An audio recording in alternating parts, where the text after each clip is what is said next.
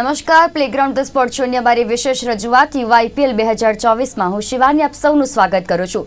બિલકુલ યુવા આઈપીએલ 2024, પરંતુ જૂના જોગ્યોનો કમાલ હજુ પણ યથાવત જોવા મળી રહ્યો છે. તે ગઈકાલે મેચમાં જોવા મળ્યું. હવે ગઈકાલે મેચ વિશે વાત કરીએ તો લખનઉ અને ચેન્નઈ વચ્ચે આ મેચ રમાઈ. ખૂબ જ શાનદાર મેચ કહી શકાય. જૂના જોગ્યોની ભાગીદારી જોવા મળી, તો સાથે જોવા મળ્યું કે જે રીતે લખનઉએ ટોસ જીતીને પ્રથમ ફિલ્ડિંગનો નિર્ણય કર્યો, ચેન્નઈ બેટિંગમાં ઉતર્યું ને 177નો જે લક્ષ્યનો જે હતો તે ચેસ કરીને લખનઉએ 19 ઓવરમાં 180 રન સાથે 2 વિકેટો ગુમાવીને આ મેચ જીતી લીધી.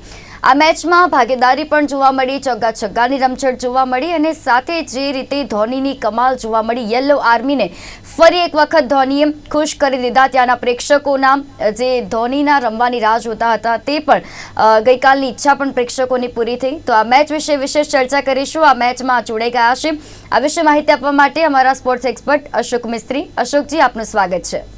Thank you so much. ચર્ચાની શરૂઆત કરીશું, પરંતુ તે પહેલા નજર કરીએ અમારા સ્પેશિયલ રિપોર્ટ પર.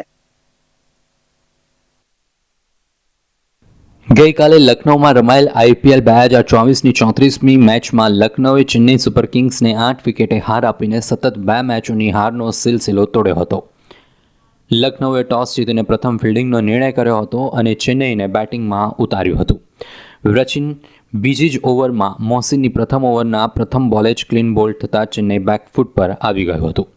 33 રનના કુલ જુમલે કેપ્ટન ઋતુરાજ પણ 17 રન બનાવી આઉટ થતાં રવિન્દ્ર જાડેજાને મેદાન પર ઉતરવું પડ્યું હતું. 68 રને રહાને પણ જાડેજાનો સાથ છોડ્યો હતો. જ્યારે 87ના કુલ જુમલે ચેન્નઈના માસ્ટર બ્લાસ્ટર શિવમ દુબે પણ 3 રન બનાવી અને ત્યારબાદ રિઝવી પણ 1 રન બનાવી તંબુ ભેગા થતાં ટીમ મુશ્કેલીમાં મુકાઈ હતી. મોઇન અલી 30 રન બનાવ્યા બાદ છેલ્લે મહેન્દ્રસિંહ ધોનીની મેદાન પર ઉતર્યા હતા અને ધમાલ બેટિંગ કરતા 9 બોલમાં 2 છગ્ગા અને 3 ચોગ્ગા સાથે 28 રન જોડી નાખ્યા હતા અને ટીમનો સ્કોર 6 વિકેટે 176 પર પહોંચાડી દીધો હતો.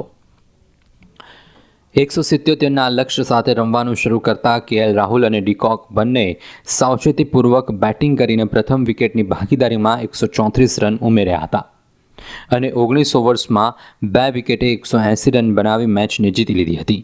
આમ ચેન્નઈનો વિજય રથ અટક્યો હતો, જ્યારે લખનૌનો વિજય રથ 2 હાર પછી આજે આગળ વધ્યો હતો.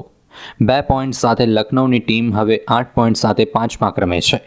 ચેન્નઈના 3જા ક્રમમાં કોઈ ફેર પડ્યો નથી. Bureau report, sport desk, Ahmedabad.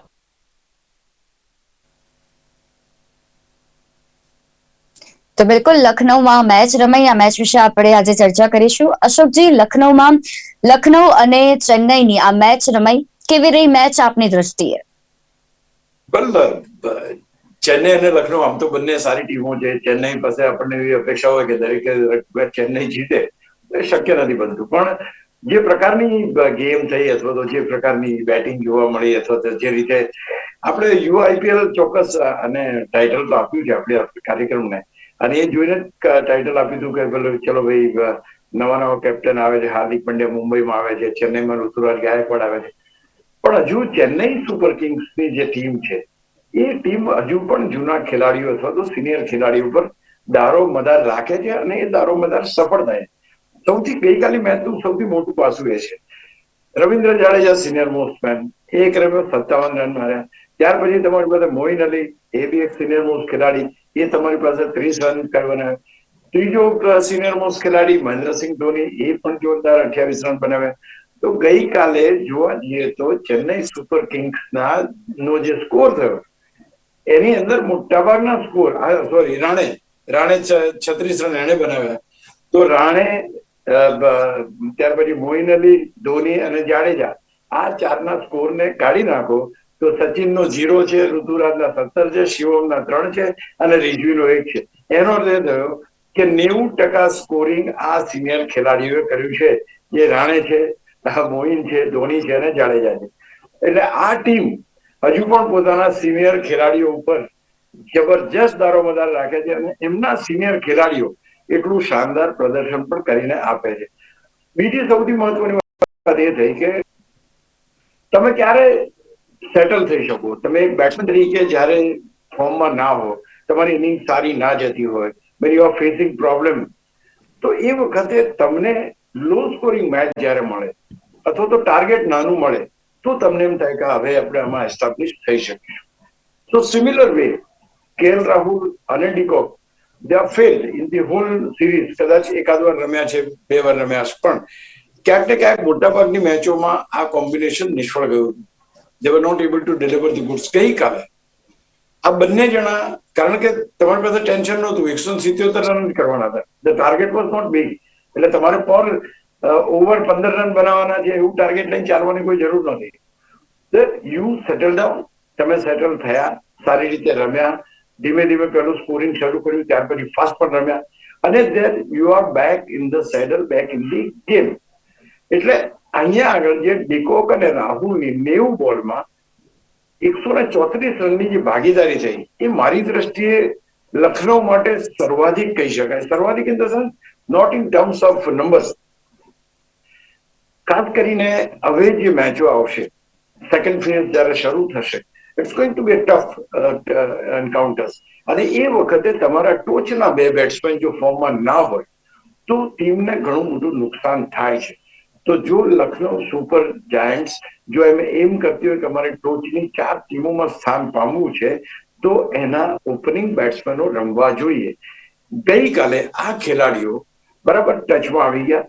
બિલકુલ બોલ, બેટ અને બોલ બરાબર એ થતું, ટાઈમિંગ એમના સારા આવતા હતા, પ્લેસમેન્ટ એમના સારા આવતા હતા.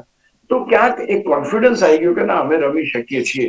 તો દેટ એક્ઝેક્ટલી હેઝ હેપન્ડ. તો સૌથી મોટી જો ઘટના મારી દ્રષ્ટિએ હોય તો એક તો પહેલી એ છે કે સિનિયર ખેલાડીઓએ 90% રન બનાવ્યા, 95% હતા, 90 બી નહીં. કારણ કે રિઝવીનો તો 1 રન છે, શિવમના 3 છે, ઋતુરાજના 17 છે અને રચિનના 0 છે. તો એટલે મોટા ભાગના રન એમણે બનાવ્યા. એમ કે 176 માંથી 160 રન એ લોકો બનાવ્યા. તો એ બહુ પ્લેઝિંગ છે કે હજુ પણ નવા ફોર્મેટમાં, હજુ પણ આઈપીએલના ફોર્મેટમાં આ સિનિયર ખેલાડીઓ પોતાના અનુભવના આધારે લોકોનું મનોરંજન કરે છે. Not only that, look at Dhoni, 9 બોલમાં 28 રન. આ ખેલાડી આ વખતે આઉટ જ નથી થતો કોઈનાથી, જબરજસ્ત રમે છે. એટલે આ જે વસ્તુ બને, એક આ મહત્વની ઘટના કહેવાય સિનિયર પ્લેયર. બીજી મહત્વની ઘટના લખનઉ માટે એ થઈ કે ભાઈ એમના ઓપનર્સ ફોર્મમાં આવ્યા, ટચમાં આવ્યા, ટાઈમિંગમાં આવ્યા. Now they are able to do well, they are able to score more. તો આ 2 ઘટના અને જીત મળી, ઓબ્વિયસ 2 પોઈન્ટ તો તમને મળ્યા છે. હું માનું છું કે આ આજની મેચનો આખો નિચોડ જોઈએ તો આપણા નિચોડમાં આ 2 વસ્તુ ખાસ ઉડીને આંખે વળગે એવી જોવા મળી. એક્સાઇટમેન્ટ બી જોવા મળ્યું, કારણ કે જ્યાં આગળ ધોની હોય ત્યાં એક્સાઇટમેન્ટ હોય, એટલે એ પણ લોકોને જોવા મળ્યું. ઉતર્યા મેદાન ઉપર, લોકોએ મજા કરી, એમણે ચોગ્ગા છગ્ગા માર્યા પણ ખરા, and everybody has enjoyed the match. Lucknow સામે એવી કીન ટસલ નહોતી કે જેવી મુંબઈ સામે હોય. Mumbai is different story all together. કારણ કે મુંબઈ ને ચેન્નઈ એકબીજાને હરાવવા માટે કટ્ટર દુશ્મનની જેમ લડતા હોય છે. અહીંયા થોડુંક લાઇટ મૂડમાં મેચ જોવા મળી આપણને. જી બિલકુલ. અને સૌપ્રથમ વાત કરીએ તો જે રીતે લખનઉએ ટોસ જીતીને પ્રથમ ફિલ્ડિંગ પસંદ કરી અને ચેન્નઈ બેટિંગમાં ઉતર્યું, તો ચેન્નઈનો જે સ્કોર છે તે કેમ ત્યારે સ્કોર ના બનાવી શકી? કારણ કે એ જે ટીમ છે તે હાઈ સ્કોરિંગ મેચ રમી લે છે, હાઈ સ્કોરિંગ મેચ ચેસ પણ કરેલો છે અને હાઈ સ્કોર પણ કરેલો છે, તેમ છતાં પણ કેમ હાઈ સ્કોર ના કરી શકી અને ટોપ ઓર્ડર કેમ નિષ્ફળ નીવડ્યો? અને ખાસ વાત કરીએ તો લખનઉની બોલિંગ વિશે શું કહેશો આપ? લખનઉની બોલિંગ બહુ સરસ થઈ કાલે. એક નંબર 1 એ છે, કારણ કે મેટ હેનરી ફર્સ્ટ મેચ રમ્યા, ત્યાર પછી મોહસિન ખાન છે, ત્યાર પછી યશ ઠાકુર છે. આ 3 જે બોલર્સ છે ને, એ 3 બોલર બહુ યુનિક છે. એ યુનિક એટલા માટે છે કે જે એમણે એટલું બધું આઈપીએલમાં બોલિંગ કરી નથી કે જે બહુ પ્રખ્યાત થઈ ગયા હતા. તો આ દેવર બીટ ન્યૂ બોલર્સ મારી દ્રષ્ટિએ. અને બીજું કે રચિન રવિન્દ્રનના ફોર્મની તમે વાત કરો તો he is not at all in a good form. એ શરૂઆતથી દરેક મેચોમાં અત્યાર સુધી ક્યારેય સફળ થયો નથી, ક્યારેય રમી શક્યો નથી. બીજું કે ઋતુરાજ ગાયકવાડ ઓપનિંગ બેટ્સમેનમાં જ્યારે આવતા હતા ત્યારે વોઝ નોટ કમ્ફર્ટેબલ. એટલે એણે હવે વન ડાઉન આવવાનું શરૂ કર્યું છે, ઓપનિંગમાં રાણેને મોકલે છે. તો Rane was able to score 36 runs. એટલે અહીંયા આગળ પહેલી વસ્તુ એ છે કે રચિન રવિન્દ્રન જે આઉટ ઓફ ફોર્મ, આપણે હમણાં જ વાત કરી કે ટોચના ખેલાડીઓ જ્યારે તમારા આઉટ ઓફ ફોર્મ હોય તો કેટલું નુકસાન થાય એ તમે જુઓ. અહીંયા આગળ બી જોવા મળે, તમે જે જોયું, રચિન રવિન્દ્ર ફોર્મમાં નથી, ઋતુરાજ ગાયકવાડ ઓપનિંગમાં હતા, ફોર્મમાં નથી. ઓપનિંગ પછી નીચેના ક્રમે આવ્યા, નીચેના ક્રમે બી એટલું ફોર્મમાં આવી શક્યા નહીં. હજુ સુધી આ 2 ખેલાડીઓ પોતાની રિધમ મેળવી શક્યા નથી. ત્યાર પછી તમારી પાસે એક જ તમારો ખેલાડી છે કે જે તમને રન અપાવે છે, અને દેટ ઇઝ શિવમ દુબે. શિવમ દુબે એક જ ખેલાડી કે તમને રન અપાવે છે. ત્યાર પછી તમારી પાસે રિઝવી છે, મોઇન છે, અને ત્યાર પછી ધોની. એટલે અહીંયા તમે જુઓ ને તો એકચ્યુઅલી એનો જે ટોપ બેટિંગ ઓર્ડર જો શરૂઆતમાં તમારા ગાયકવાડ અને રચિન ના ચાલે, અને ત્યાર પછી જો તમારી પાસે શિવમ દુબે ના ચાલે, તો આ ટીમ ખૂબ મુશ્કેલીમાં મુકાય છે. અને તે વખતે તમારા સિનિયર ખેલાડીઓ પાસે જોવું પડે છે. તો ખાસ કરીને કેપ્ટનશીપ જ્યારે બદલવામાં આવી તે વખતે આ એક કોન્સેપ્ટ છે કે ભાઈ આ ખેલાડીઓ ફોર્મમાં નથી, અને હવે ઋતુરાજ ગાયકવાડ ઉપર વધારાનું દબાણ ક્યાંક કેપ્ટનશીપનું પણ જોવા મળે છે. Of course they are in a good position, એટલે એવું નથી કે આ ટીમ નથી જીતી, બહુ સારી રીતે જીતે છે. પણ એમનો જે પેરામેટિક તમે એપ્રોચ જુઓ તો એ તમને ક્યાંક ડિફિકલ્ટ લાગે, કારણ કે તમે રચિનને ગાયકવાડ અથવા રચિનને રાણેથી you are not able to get those runs. તમારા પાવર પ્લેમાં એક સ્ટ્રોંગ બેઝ બનાવો છે, સ્ટ્રોંગ બેઝ તમારો બનતો નથી. આ જે સિનિયર ખેલાડીઓ છે એ લોકોની એક લિમિટેશન છે. એ કંઈક દરેક જણ 9 બોલમાં 28 રન ના કરી શકે મહેન્દ્રસિંહ ધોનીની માફક. તો મોઇન અલીની તમે વાત કરો તો મોઇન અલીના 30 રન 20 બોલમાં થયા. એ જ રીતે રાણેની વાત કરો તો એ લોકોની જે સ્ટ્રાઇક રેટ છે, that strike rate is around 120, 130. તો આ એક વસ્તુ ટીમને નડી જાય છે ને, એટલે ટીમનું ટોટલ સ્કોર જે છે એ ઓછો થયો. ફેલ્યોર બેટ્સમેનની એટલા માટે છે કે તમારી પાસે જે સિનિયર બેટર્સ છે જેમનો સ્ટ્રાઇક રેટ ઓછો છે, તમારી પાસે સારામાં સારી સ્ટ્રાઇક રેટ ધરાવનાર જે ખેલાડીઓ છે, રચિન રવિન્દ્રન છે, ઋતુરાજ ગાયકવાડ છે, શિવમ છે, આ લોકો કાલે રમી ના શક્યા. રિઝવી છે તો they were not able to play. એટલે આ કારણસર એક તો કન્સિડરેબલી નવા બોલર એમ કહેવાય, અને જે બેટ્સમેનનો જે એપ્રોચ હતો એ ક્યાંક ગઈકાલે સેટ ના થયો. લખનૌની પીચ હતી એટલે બની શકે કે એના કારણે આપણને જોવા મળ્યું. અને બીજું સૌથી મહત્વની વાત મેં કહ્યું એ પ્રમાણે એટલી કટ્ટર જે દુશ્મનાવટ વાળી મેચ લાગી નહીં કાલે, એ પણ એક હકીકત છે. જી બિલકુલ. અને શરૂઆતમાં તમે ખૂબ જ સાચી એવી વાત કરી કે ભલે યુવા IPL 2024 છે, પરંતુ જૂના જોગ્યોનું જાદુ હજુ પણ જોવા મળી રહ્યો છે, અને તે ગઈકાલે મેચમાં આપણને જોવા મળ્યું. જે રીતે તમે જણાવ્યું કે 95% જે સ્કોર હતો ચેન્નઈમાં, તે જૂના જોગ્યો એટલે કે સિનિયર જે ખેલાડીઓ છે તેમના દ્વારા જ કરવામાં આવ્યો. તો જૂના જોગ્યો જ ચેન્નઈમાં ચાલ્યા, તો જે યુવા બ્રિગેડ છે તે કેમ ના ચાલી? Again it's approach.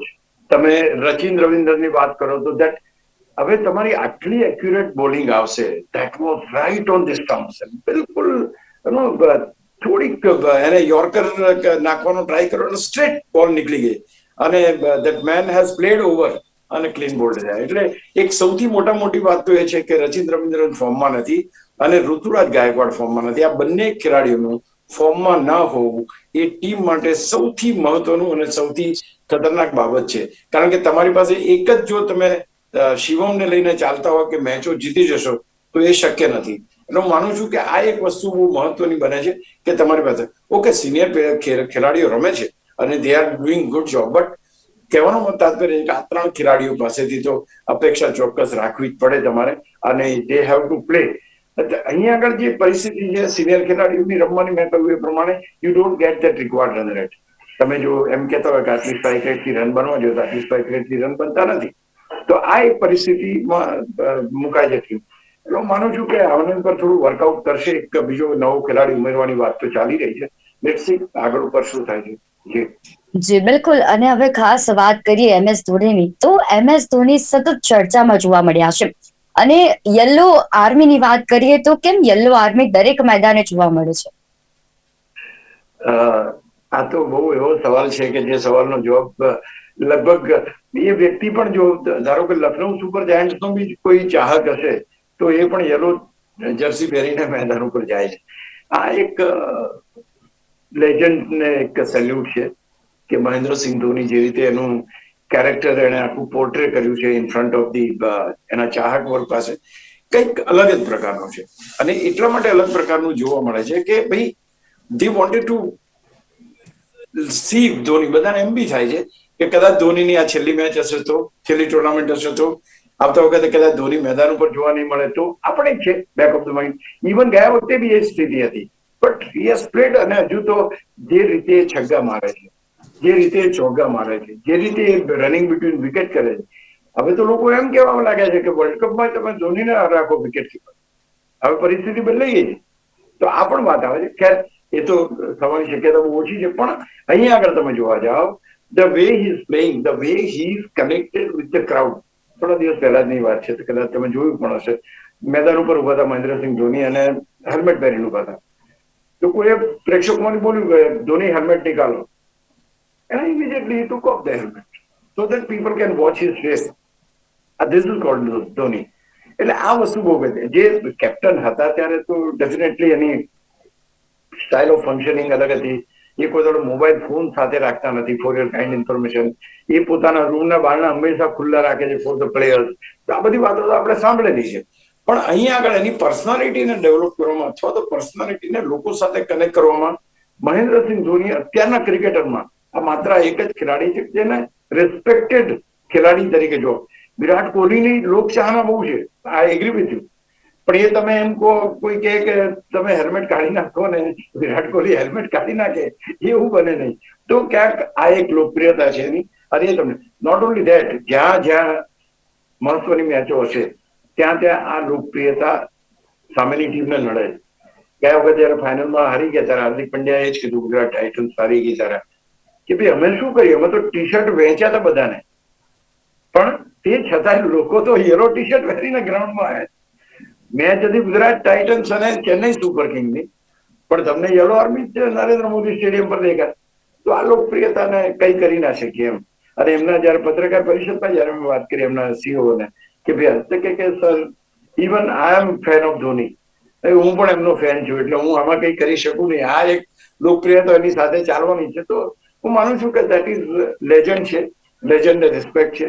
અને એ લેજન્ડ અત્યાર સુધી પણ પ્રેક્ષકોના, ચાહકોના, ક્રિકેટને ચાહકોના જે સપનાને પૂરા કરે, છગ્ગા મારવાના જે મારે છે, બાઉન્ડ્રી દોડે લે છે. એકના 2 રન કાલે બી જોયું તો એની રનિંગ બિટવીન વિકેટ આપણને એમ લાગે છે very much fit for the T20 world cup. બીજા અન્ય ખેલાડીઓ કરતા વધારે ફિટનેસ એની જોવા મળે. તો સલ્યુટ છે. અને એ યલો આર્મી જ્યાં સુધી એ ટીમ સાથે હશે ત્યાં સુધી તો આ રિસ્પેક્ટ એને મળશે. જી બિલકુલ. અને હવે વાત કરીએ લખનૌની, તો આ સિઝનમાં પ્રથમ વખત રાહુલ અને ડીકોકની 134 રનની ભાગીદારી જોવા મળી. હવે આપણે પાર્ટનરશિપની વાત કરીએ તો દરેક વખતે આપ કહેતા હશો કે પાર્ટનરશિપ ખૂબ જ મહત્વપૂર્ણ છે, અને તે ગઈકાલે આપણને જોવા મળી.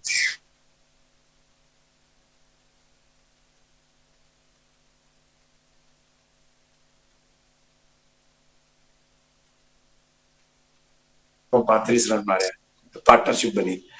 This partnership is very important because આ ટીમને જો ટોચની 4 ટીમો અથવા તો, કારણ કે લખનઉ ગયા વખતે બહુ પાવરફુલ હતી, આ વખતે એટલું એમનું જે ફાઇટિંગ સ્પિરિટ છે એટલું દેખાતો નથી. All this months, all this matches, they are not able to score good runs, making good partnership. બરાબર કનેક્ટ કરી શકતા નથી, ટાઈમિંગ એમના પરફેક્ટ આવતા નથી, શોર્ટ હેવાઈ જાય છે. તો there are plenty of problems this opening pair is facing. સૌથી ઓછા રન બનાવ્યા છે એમણે પાવર પ્લેમાં. તો આવી બધી ઘણી બધી વાત. નાઉ ધ થિંગ ઇઝ, બંને એક સારા બેટર્સ છે તો ખરા, હવે ફોર્મમાં આવવા જોઈએ, એના ટચમાં આવવા જોઈએ, એના ટાઈમિંગમાં આવવા જોઈએ, એના રમવાની જે શૈલી છે એમાં આવવા જોઈએ, લયમાં આવવા જોઈએ. અને 14 મેચો છે તમારી, અડધી સફર તો પતી ગઈ. હવે જો ફોર્મમાં નહીં આવો તો તમે ક્યારે ફોર્મમાં આવશો?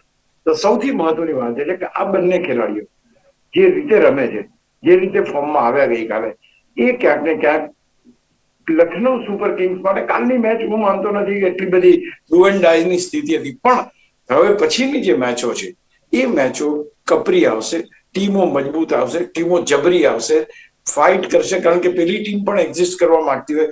આ પરિસ્થિતિમાં આ બંને ખેલાડીઓ ડીકોક અને રાહુલનું ફોર્મમાં આવવું બહુ જરૂરી. અને રાહુલ તો ઇન્ડિયાનો કેપ્ટન હતો અને એની રમવાની શૈલી અને સ્ટાઇલ ઇઝ માસ્ટર બેટ્સમેન, એમાં કોઈ સવાલ જ નથી. ડીકોક કર્યું તમે કહી શકો કે હા, he is not consistent, but Rahul is absolutely consistent. તો એ ક્યાંક આપણને જોવા મળ્યું અને એ ક્યાંક પાર્ટનરશિપ બની. 2 પાર્ટનરશિપ, મેં તમને પેલી પાર્ટનરશિપ 13 બોલમાં 35 રનની પાર્ટનરશિપ બી જોરદાર હતી, ચોગ્ગા છગ્ગા તો ત્યાં જોવા મળ્યા. તો ક્યાંક પાર્ટનરશિપ ઓલવેઝ તમારી ટીમને, હવે તમે જો આપણે ઘણી વાર કહેતા છીએ કે તમારો ટોચનો બેટિંગ ઓર્ડર, તમારા ટોચના 4 ખેલાડીઓ 80% સ્કોર બનાવવા જોઈએ. That is what exactly has been done over here. તમે જો 53 રન એના છે, 82 રન રાહુલના છે. આ બંને ભેગાથી તમને એક જબરજસ્ત 134 રનની પાર્ટનરશિપ આપી અને મેચ જીતી ગયા. તો it helps in winning the match. So that is what exactly has been done yesterday. જી બિલકુલ, અને જે રીતે આપણે જોઈ રહ્યા છે કે આ મેચ કઈ રીતે અત્યારે આઈપીએલ 2024 આગળ વધી રહી છે. અશોકજી, સૌથી રસપ્રદ સવાલ પોઈન્ટ ટેબલની શું સ્થિતિ છે હાલ? પોઈન્ટ ટેબલની સ્થિતિ બહુ જબરજસ્ત છે અને જબરજસ્ત બનવાની છે. રાજસ્થાન રોયલમાં 7માંથી 6 જીતીને 12 પોઈન્ટ સાથે ટોચ ઉપર છે. કલકત્તા નાઇટ રાઇડર્સ 6 મેચો રમ્યું છે, 1 મેચ એની રમવાની બાકી છે. એ જો એક મેચ જે રમે એટલે કે 7મી મેચ રમીને જો જીતે છે તો એમના 10 પોઈન્ટ થશે, એટલે સેકન્ડ સ્પોટ ઉપર જ રહેશે. સીએસકે થર્ડ સ્પોટ ઉપર જ છે કારણ કે એમનું નેટ રન રેટ સારો છે. Hyderabad is on number 4. Lucknow ગઈકાલે જે જીત મેળવી એના કારણે એમના 8 પોઈન્ટ થયા છે અને 8 પોઈન્ટ વાળી 4 ટીમોમાં આ ટીમ ચોથા ક્રમે છે કારણ કે એમનો સૌથી ઓછો નેટ રન રેટ છે. એટલે એ નેક્સ્ટ મેચ રમશે એમાં એમનો નેટ રન રેટ સુધારશે તો ઉપર જવાની તક મળશે. ત્યાર પછી દિલ્હી કેપિટલ્સ છે, મુંબઈ ઇન્ડિયન્સ છે, ગુજરાત ટાઇટન્સ છે. મુંબઈ ઇન્ડિયન અને ગુજરાત ટાઇટન્સ ચેમ્પિયન ટીમો છે, છતાં પણ હજુ લોઅર હાફમાં આપણને જોવા મળી રહી છે. કેવી રીતે ફાઇટ બેક કરે છે, કઈ રીતે પાછા આવે છે, કારણ કે બાકી હવે 7 મેચો એમની રહી છે. 7માંથી કેટલા પોઈન્ટ મેળવી શકે છે જોવાનું રહ્યું. પણ અત્યારના તબક્કે રાજસ્થાન, કલકત્તા, ચેન્નઈ, હૈદરાબાદ અને લખનઉ આ ટોચની 5 ટીમો તરીકે પ્રસ્થાપિત થયેલી છે. જી જી બિલકુલ, અને આ જોવાનું રહેશે કે જે આગામી મેચો છે તે કેટલી રસપ્રદ અને પ્રેક્ષકોને ચોંકાવનારી બને છે કે કેમ. અશોકજી, આપ અમારી સાથે આ વિશેષ ચર્ચામાં જોડાયા તે બદલ આપનો આભાર. Thank you so much.